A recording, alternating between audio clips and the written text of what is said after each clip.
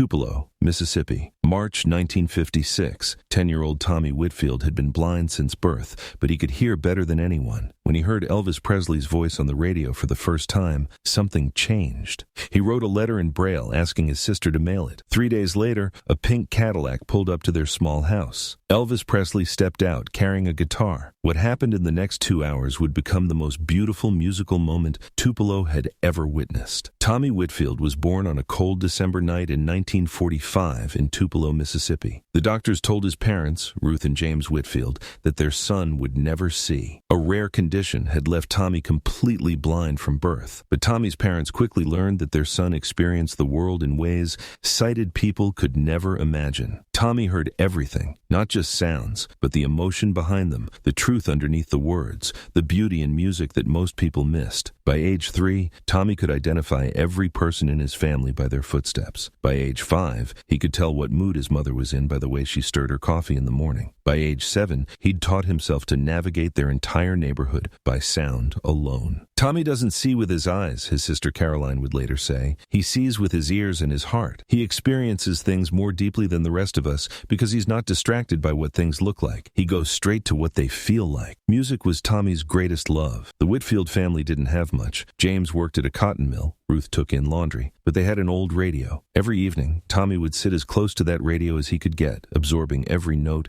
every lyric, every instrument. He loved gospel music most, the way voices blended in harmony, the way emotion poured through the singers, the way a song could make you feel like you were touching something holy. Tommy lived for that. But in January 1956, Tommy heard something that changed everything. A voice on the radio that sounded like nothing he'd ever heard before. The voice that changed everything. It was a Saturday afternoon. Tommy was sitting by the radio as usual when the DJ announced, "Here's a new singer out of Memphis who's causing quite a stir. This is Elvis Presley with Heartbreak Hotel." The moment Elvis's voice came through that radio speaker, Tommy went completely still. Caroline, who was in the kitchen helping their mother, noticed the silence. Tommy was always moving, always responding to music, tapping his fingers, nodding his head, humming along. But now he was frozen, listening with an intensity that was almost frightening. When the song ended, Tommy said quietly, "Play it again." "It's the radio, honey," Ruth said gently. "We can't make them play it again. I need to hear it again. I need to understand what he's doing with his voice." For the next 3 weeks, Tommy waited by that radio constantly, hoping to hear Elvis Presley again. When he did, when I Forgot to Remember to Forget, or Mystery Train would play, Tommy would move closer to the radio, his head tilted, listening with every fiber of his being. "What is it about this singer?" James asked one evening, watching his son's reaction. "He's different, Daddy," Tommy said, his blind eyes somehow bright with excitement. "He's mixing everything together, gospel, blues, country, just like the music in my head. He's doing what I always dreamed someone would do. He's making all the music become one music." Ruth and James exchanged glances. They'd never heard Tommy this passionate about anything. "And his voice," Tommy continued, "it's not trying to be pretty. It's trying to be true. That's harder. That's braver." Caroline, who was 16 and considered herself quite sophisticated, rolled her eyes. "Tommy, he's just a singer. You're acting like he's some kind of prophet." But Tommy shook his head. "You don't understand. You're listening with your ears. I'm listening with everything. This isn't just singing. This is someone showing people it's okay to be different,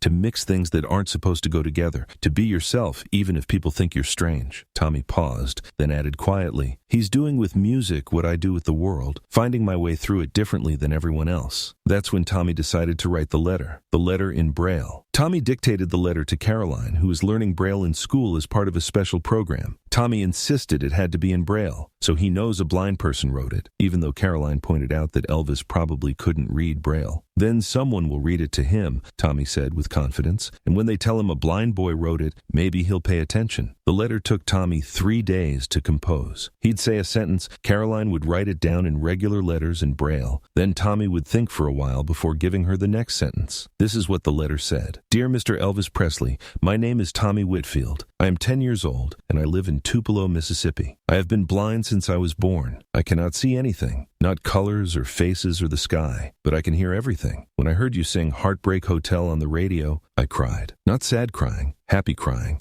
because your voice sounds like what I feel inside, like all the music in the world mixed together, like gospel and blues and country all holding hands. My sister says you're from Tupelo, too. She says you used to be poor like us. She says you know what it's like when people think you're different or strange. I know what that's like, too. People treat me, Different, because I'm blind. They talk to me like I'm stupid, or they feel sorry for me. But I'm not stupid, and I don't want pity. I just want to experience the world the way I experience it, through sound and feeling. Your music does that. It doesn't ask me to see it. It asks me to feel it, and I do. I feel every note like it's touching my heart directly. I know you're famous now and probably too busy to read letters from blind boys in Tupelo, but I wanted you to know that your music matters. Not because it's popular or making you rich, because it's true, because it's brave, because it shows people it's okay to be different. If you ever come back to Tupelo, I would like to meet you, not to ask for anything, just to shake your hand and say thank you for making music that helps me feel less alone. Your friend, Tommy Whitfield. Caroline finished transcribing the letter and read it back to Tommy. That's really good, Tommy. Really good. Will you mail it for me? Tommy, I don't even know where to send it. Elvis Presley probably gets thousands of letters. He'll never see yours. Please try, Tommy said. I need him to know. Caroline, seeing how much this meant to her little brother, agreed. She addressed the envelope to Elvis Presley, Memphis, Tennessee, and added,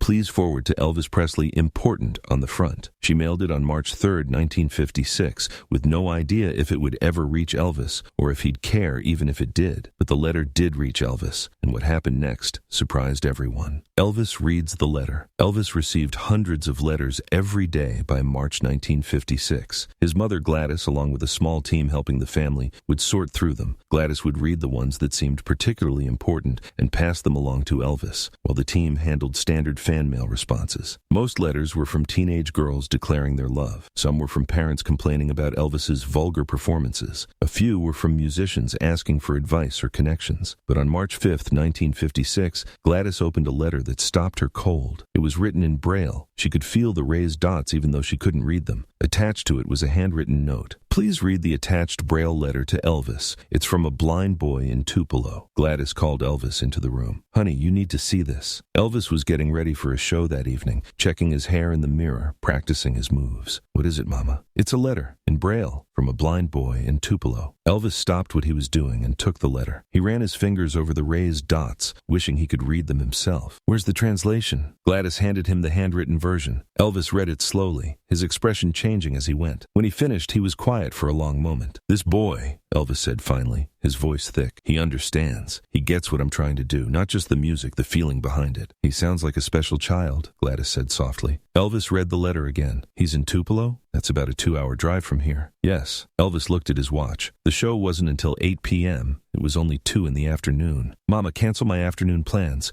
I'm going to Tupelo." "Elvis, you've got interviews scheduled. Cancel them. This boy took the time to write me a letter in Braille. The least I can do is go shake his hand." What Elvis didn't tell his mother was that Tommy's letter had touched something deep inside him. The drive to Tupelo. Elvis drove himself to Tupelo that afternoon. Just him, alone in his famous pink Cadillac. No entourage, no managers, no photographers. The letter was on the passenger seat beside him. The truth was, Tommy's letter had hit Elvis harder than he wanted to admit. The boy had written, "Your music helps me feel less alone." Elvis knew exactly what that felt like. For all his sudden fame and success, Elvis felt increasingly isolated. People treated him differently now. Old friends acted weird around him. Girls threw themselves at him but didn't really know him. Everyone wanted something from him. His time, his autograph, his endorsement, his money. But this blind boy in Tupelo didn't want anything except to say thank you. He didn't ask for money or tickets or a meeting. He just wanted Elvis to know that the music mattered. That kind of sincerity was rare, precious. As Elvis drove through the familiar streets of Tupelo, the town where he'd been born, where he'd been poor, where he'd been nobody, he thought about what Tommy had written. "She says you know what it's like when people think you're different or strange." Yeah, Elvis knew exactly what that was like. Growing up in Tupelo, Elvis had been the weird kid, the boy who dressed funny, who sang in church too emotionally, who didn't quite fit in anywhere, the boy other kids made fun of. And now here was a blind boy who felt different too, who felt alone, who'd found comfort in Elvis's music because it made him feel less strange. "I have to meet this kid," Elvis said aloud to himself as he pulled onto the street where the Whitfield family lived. What he found there would change both their lives. The arrival. The Whitfield family lived in a small shotgun house on the poor side of Tupelo. The paint was peeling. The porch sagged a bit, but the yard was tidy, and there were flowers in the window boxes, signs that people who didn't have much were still trying to make things beautiful. Elvis parked his distinctive pink Cadillac at the curb. Within seconds, neighbors started appearing on their porches, staring at the famous car and the young man in the flashy clothes getting out of it. Is that Elvis Presley?" someone whispered. Elvis grabbed his guitar from the back seat and walked up to the Whitfield house. He knocked on the door. Ruth Whitfield answered. She was wearing an apron, flour on her hands from making dinner. She looked at Elvis, looked at the car, looked back at Elvis, and her mouth fell open. "Mrs. Whitfield," Elvis said politely, "I'm Elvis Presley. Your son Tommy wrote me a letter and I wanted to come thank him in person." Ruth couldn't speak. She just stood there staring. "Mama?" Caroline appeared behind her mother. "Who's at the—" She saw Elvis and nearly fainted. "Oh my God. Is Tommy home?" Elvis asked. "I'd really like to meet him." "Tommy!" Caroline screamed. "Tommy, get in here right now!" Tommy appeared from the back room, moving carefully, one hand trailing along the wall to guide himself. "What's wrong? Why are you yelling?" "Tommy," Ruth finally found her voice, "there's someone here to see you." "Who?" Elvis stepped forward. "Hello, Tommy. My name is Elvis Presley. You wrote me a letter." Tommy froze. His blind eyes went wide. For a moment, he couldn't breathe. You came? You're really here?" "I'm really here. I got your letter yesterday and I had to come meet you. That was the most beautiful letter I've ever received." Tommy's face crumpled and he started crying. "You read it? You actually read it?" "I read it twice, and I'm going to keep it forever. That letter told me things I needed to hear." By now, the entire neighborhood was gathering in the Whitfield's yard. Word had spread like wildfire. Elvis Presley was at Tommy Whitfield's house. "Mr. Presley," James Whitfield had come in from the back, still in his work clothes from the mill. "You're welcome in our home. It's not much, but it's perfect," Elvis said warmly. "And please, call me Elvis. Have you ever written a letter to someone you admired, not expecting anything back but just needing them to know they mattered to you? Did you send it? Share your story in the comments. Sometimes the letters we're most afraid to send are the ones that mean the most." The living room concert. Ruth invited Elvis inside. The living room was tiny, barely big enough for a couch, 2 chairs, and that precious radio, but it was clean and welcoming. Tommy sat on the couch, still unable to believe Elvis was really there. Elvis sat beside him and said gently, "Can I hold your hand, Tommy?" Tommy extended his hand and Elvis took it. "I want you to feel something," Elvis said. He guided Tommy's hand to the guitar. "This is my guitar, the one I used to record Heartbreak Hotel. I brought it because you said in your letter that you hear everything. I thought maybe you'd like to feel the vibrations when I play." Tommy's fingers explored the guitar carefully. The smooth wood, the tight strings, the hollow body that would amplify sound. "It's beautiful. You want to hear how it sounds up close?" Tommy nodded, unable to speak. Elvis started playing softly, just gentle chords at first, letting Tommy feel the vibrations through the couch, through the floor, through the air itself. Then Elvis started singing, not Heartbreak Hotel or any of his hits. He sang Peace in the Valley, a gospel song, the kind of music Tommy loved most. According to what Caroline later told reporters, watching Elvis sing to her blind brother in their tiny living room was the most beautiful thing she'd ever witnessed. Elvis wasn't performing. He was sharing, giving Tommy a private gift of music, sung with all the emotion and truth that Tommy had heard on the radio. When the song ended, there wasn't a dry eye in the room. Ruth was crying, James was crying, Caroline was crying, and Tommy had his hands pressed to his chest, feeling the music still resonating inside him. "That was for you, Tommy," Elvis said softly. "Thank you for hearing what I'm trying to do. Thank you for understanding. Will you teach me?" Tommy asked suddenly. "Will you teach me how you do that with your voice? How you make it sound like everything all mixed together?" Elvis smiled. "I can try. You want to sing with me?" For the next hour, Elvis and Tommy sat in that living room, singing gospel songs together. Elvis would sing a line, Tommy would repeat it, and Elvis would gently correct his technique, explaining how to use breath, how to add emotion, how to make each note count. Tommy was a natural. His ear was so refined from years of depending on sound that he could mimic Elvis's style almost perfectly. When they sang Amazing Grace together in harmony, people listening from the yard outside stood in stunned silence. But Elvis had one more surprise for the Whitfield family: the promise. After the singing lesson, Elvis asked to speak with Ruth and James privately. They stepped into the small kitchen while Tommy and Caroline waited in the living room. "Mr. and Mrs. Whitfield," Elvis said, "your son has a gift, a real gift. That ear of his, that voice. He could do something with that if he got the right training." "We know he's musical," Ruth said, "but we can't afford any kind of lessons or—" "I want to pay for them," Elvis interrupted. "I want to set up an account that covers piano lessons, voice training, whatever Tommy needs, and I want to buy him a piano." Ruth and James stared at him. "Mr. Presley, we can't accept—" James started. "Yes, you can," Elvis said firmly but kindly.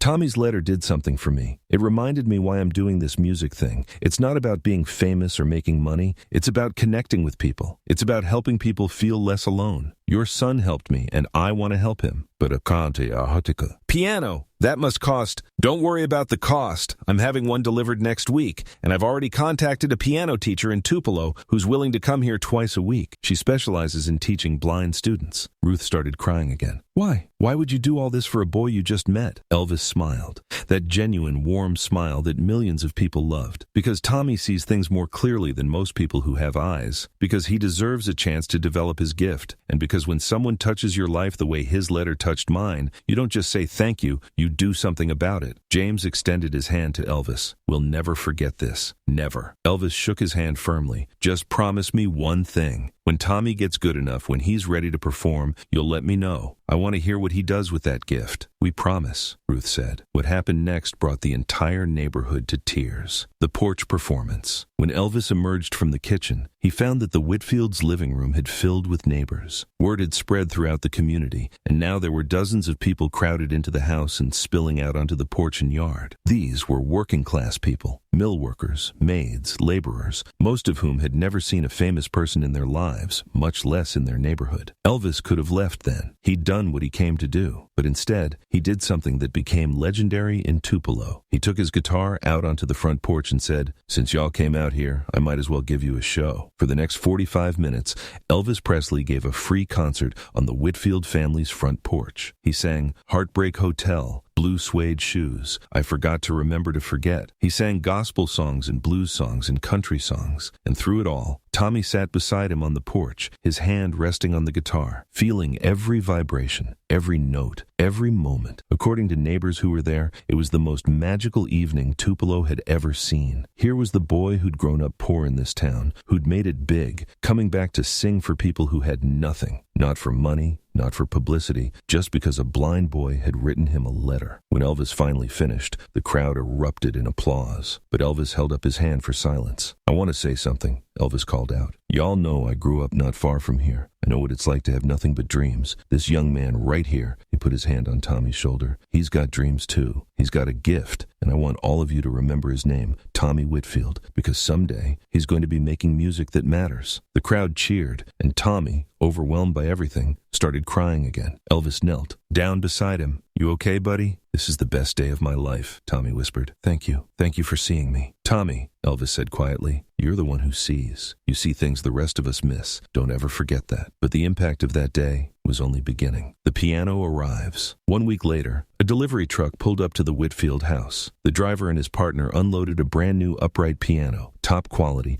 beautiful tone, perfect for a beginner. Attached to the piano was a note in Elvis's handwriting. "Tommy, this piano is yours. Make beautiful music with it. Let it help you say the things you feel but can't put into words. I meant what I said. You have a gift. Don't hide it. Don't let anyone tell you that being blind means you can't do what you're meant to do. Play this piano every day. Learn everything you can. And when you're ready, we'll make some music together again. Your friend, Elvis P.S. I told the piano teacher to be tough on you. Natural talent is great, but discipline and practice are what turn talent into excellence. Work hard." Tommy cried when his sister read him the note. Then he sat down at that piano and played his first notes. The piano teacher, Mrs. Eleanor Morrison, came twice a week as Elvis had arranged. She later said that teaching Tommy was the greatest privilege of her career. He absorbed everything like a sponge, Mrs. Morrison recalled years later. Most students need to see the keys, see hand positions, see demonstrations. Tommy learned purely by touch and sound. Within 6 months, he was playing at a level most students don't reach in 3 years. Tommy practiced 4 hours every day. His family would hear him in there, working through scales, learning songs, developing his gift. It was like Elvis had unlocked something in Tommy, Ruth said in an interview years later. Tommy had always been musical, but after meeting Elvis, after Elvis believed in him, it was like Tommy finally believed in himself. But the real miracle came 4 years later. The studio session. Tommy Whitfield was 14 years old and had been studying piano and voice for 4 years. Mrs. Morrison called Elvis's manager with a message. "Tommy's ready. He needs to record." Elvis was in Nashville at the time, working at RCA Studio B. When he got the message, he immediately called the Whitfield home. "Tommy, it's Elvis. I heard you're ready to record some music." Tommy, now 14, and with a voice that had matured beautifully, said, "Mrs. Morrison thinks I'm ready, but I don't know if I am. What does your heart tell you?" "My heart says, I want to try." "Then you're ready. Come to Nashville this weekend. We're going to make a record." That Saturday, the Whitfield family drove to Nashville. Elvis met them at RCA Studio B. one of the finest recording studios in the country. Elvis had assembled a small group of musicians, a guitar player, a bass player, a drummer. "Tommy," Elvis said, "we're going to record a gospel song. You pick which one." Tommy chose "His Eye is on the Sparrow," a song about God watching over even the smallest, most vulnerable creatures, a song that meant everything to a blind boy who'd spent his life dependent on faith. What happened in that studio over the next hour has become the stuff of legend among music historians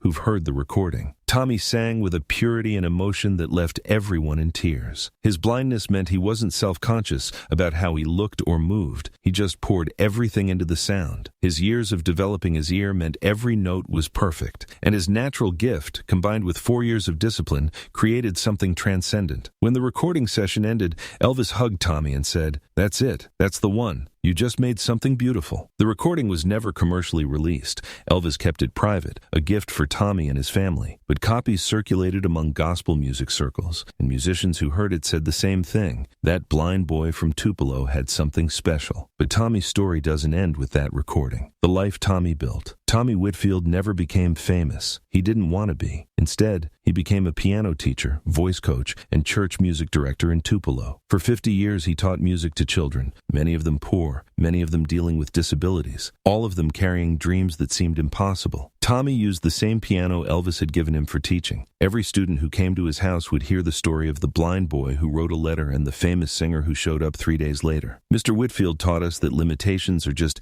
invitations to find a different path, one former student said. He couldn't see, but he could do things with music that sighted people couldn't. He showed us that being different isn't a weakness. It's just a different kind of strength. Over his 50-year career, Tommy taught over 3,000 students. Dozens of them went on to professional music careers. Hundreds more became music teachers themselves, directly inspired by Tommy's example. Tommy stayed in touch with Elvis through letters and occasional phone calls. When Elvis died in 1977, Tommy was devastated, but he honored Elvis's memory by continuing to do what Elvis had encouraged, developing his gift and helping others develop theirs. "Elvis showed me that success isn't about becoming famous," Tommy said in a 1980 interview. "It's about becoming who you're meant to be and helping others do the same. He could have sent me an autographed photo and called it good. Instead, he invested in me. He believed in me. He gave me tools to build a life that mattered. That's what I try to do for my students. Give them tools and belief." The piano Elvis gave Tommy is still being used today. Tommy Whitfield died in 2015 at the age of 69. His funeral was attended by over 500 people, former students, fellow musicians, and community members whose lives he'd touched. At his funeral, his family displayed the letter Tommy had written to Elvis in 1956,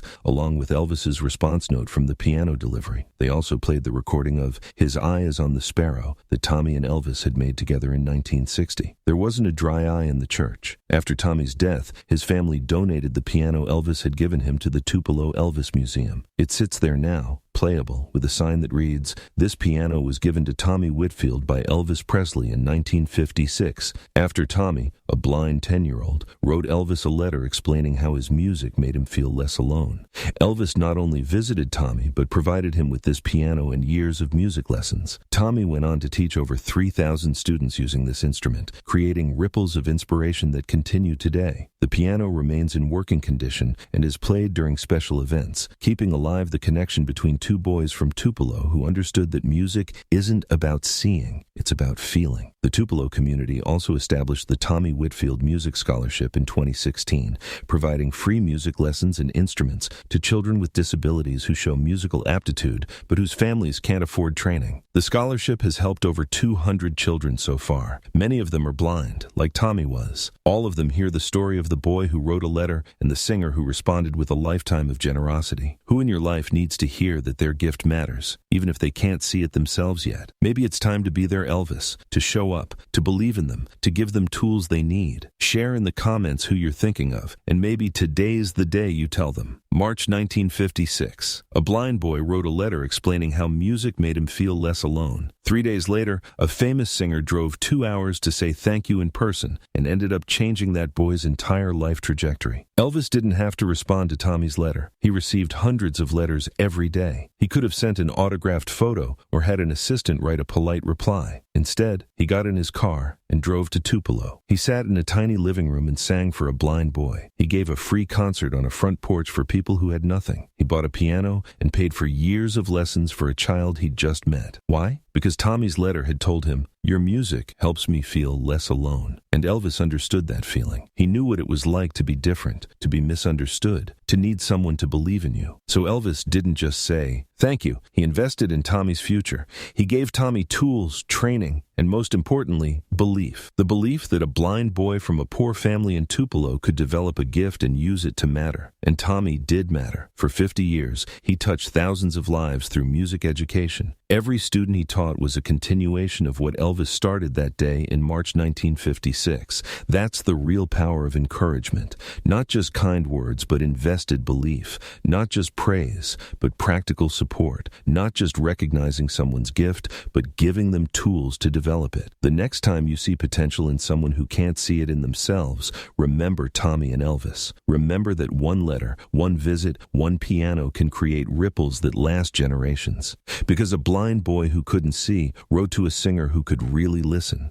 And what they created together wasn't just music. It was a legacy of believing in people who feel invisible. Subscribe to Elvis Presley Legacy Stories to discover more moments that prove seeing someone's potential matters more than seeing with your eyes. Share this story with a teacher, a mentor, or anyone who believed in someone when others couldn't see their worth. And if you know someone with a gift they're afraid to develop, be their Elvis. Show up, believe, give them tools. Watch what happens.